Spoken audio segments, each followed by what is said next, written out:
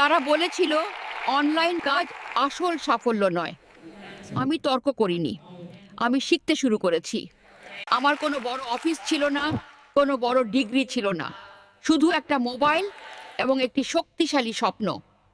Digital marketing আমাকে একটা জিনিস শিখিয়েছে, দক্ষতার গুরুত্ব পরিচয়ের চেয়ে বেশি।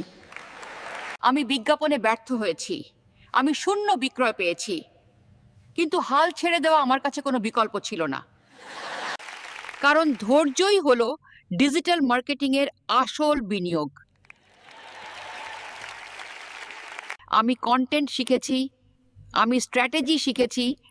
শর্টকাট নয় হবে, কিন্তু সিস্টেম। আজ আমি শিখছি, আগামীকাল আমি সফলতার গল্প হয়ে উঠব। আমি যদি একটি ছোট জায়গা থেকে এটি করতে পারি, আপনিও পারবেন।